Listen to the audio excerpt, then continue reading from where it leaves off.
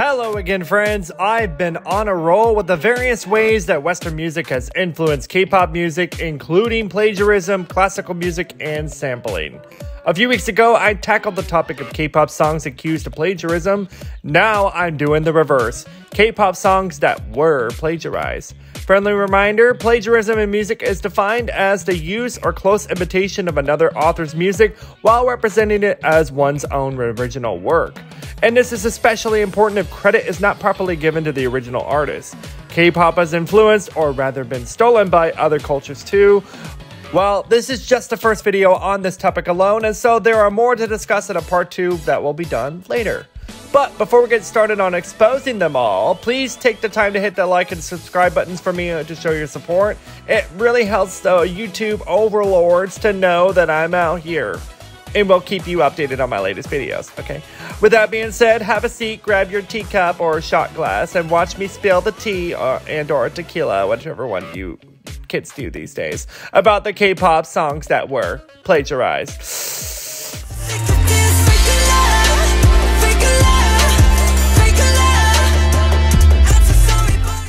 It's bad enough when a singer gets caught plagiarizing another artist's work, but Italian singer Seiell took it to another level. His 2019 song, SHINee, ooh, that sounds fun to roll off the tongue, sounded remarkably like BTS's VIXX Love.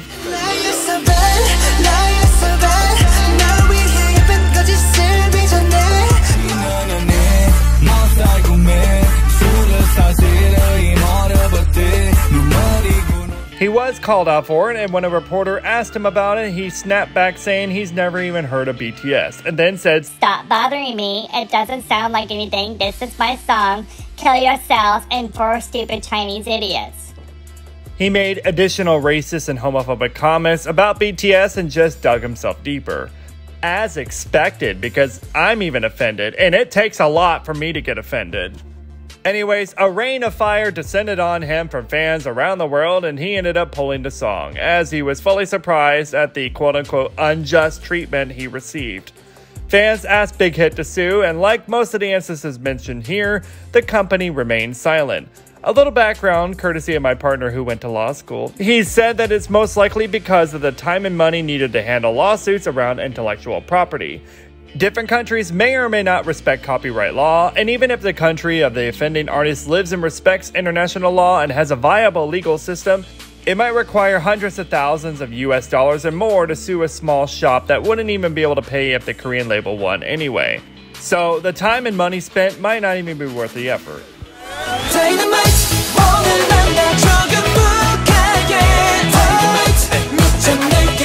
The Voice is a popular talent show around the world with contestants in multiple countries showcasing their singing chops.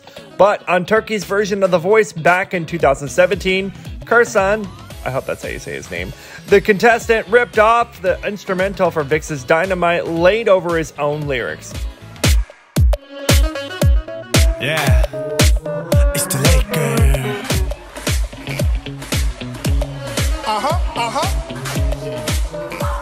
When he was caught, he tweeted his claim that the act wasn't plagiarism as theft. Okay. But was an act of creativity. Days later, Kursan added fuel to the fire by releasing a diss track aimed at VIXX's fandom and titled it Shitstorm. Classy. The contestant was eventually eliminated from the show the next month, and, he had to later apologize because, he had a career to salvage. In another VIXX theft, Egyptian performer Rita Mendor, I hope that's how you say his name, used the instrumental for Dynamite for his own song. And forgive me if I butcher this, Alalal El Tasahil. I looked this up on Google Translate and I tried my best, okay?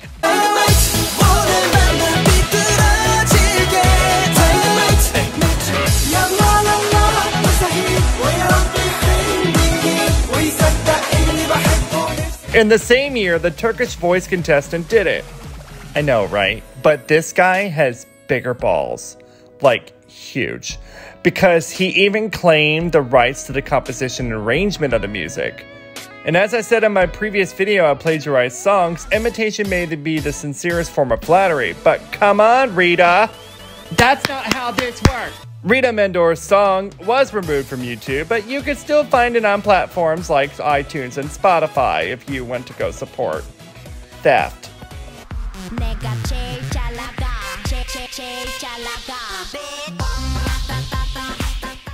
The year 2011 featured the iconic I Am the Best by 2NE1, but in 2015, a singer from the Dominican Republic,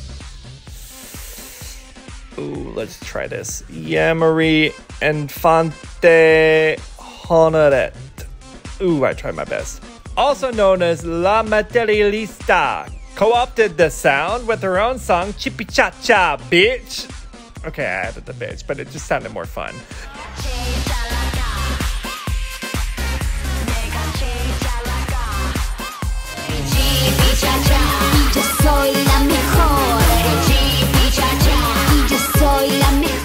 In addition to the same music, the song also had the same vocalizations, but in Spanish. She even calls herself the best. Okay. And when asked about the ensuing controversy, she told the host of Olafoque music radio show 103.7 FM in Santo Domingo, "If I had paid for a lot of songs, I don't think it's wrong to take one and lend it to me in these difficult times." In Telenoticias RD, a television program in the Dominican Republic, she also implied that since the song was 2 years old at the time, it was okay to use it. Did this bitch not realize how this song still stayed relevant with the Microsoft commercial years after its release? Sit your ass down, honey. Amazingly, she didn't even back down from the numerous threats, and is still on her YouTube channel to this day. She too still wears her ovaries on the outside. In other words, very ballsy.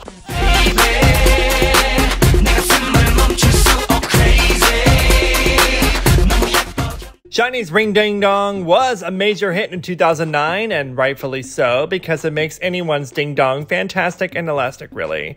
Not long after it went viral during the K-pop golden age, a Cambodian group took the song, and normally I would say they made it their own. But in this case, I guess they technically did, but a derated version of it, okay?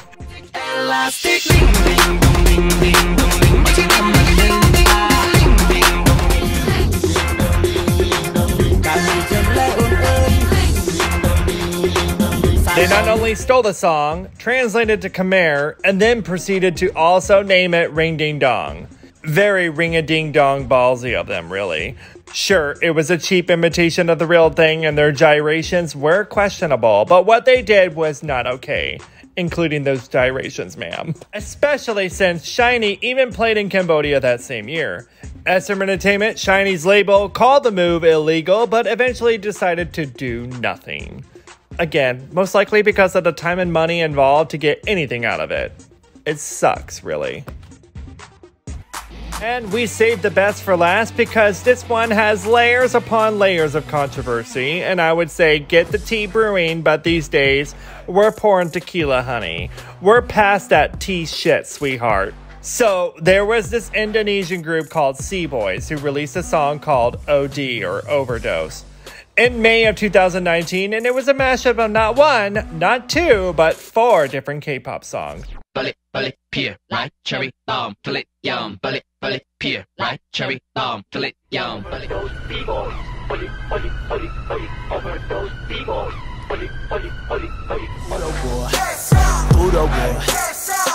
반이라도 닮았으면 난 좋겠어 불안불하게 먹힐라 너비하게 바다만 무시야 약슬하루 네 목소리 간질간질간질하게 들려 맘이 포근포근포근하게 부까리 따뜻히 따뜻히 하라비 아프간 묵직한 성화냐 아파야 비싸 사랑이 사랑만으로 완벽하게 내 모든 약점들은 다 숨겨.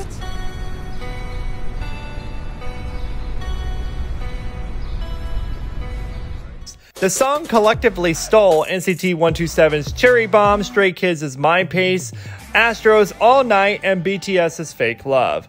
Do you know how many of those 4 fandoms make up in the world? That's like literally a country and a half, okay?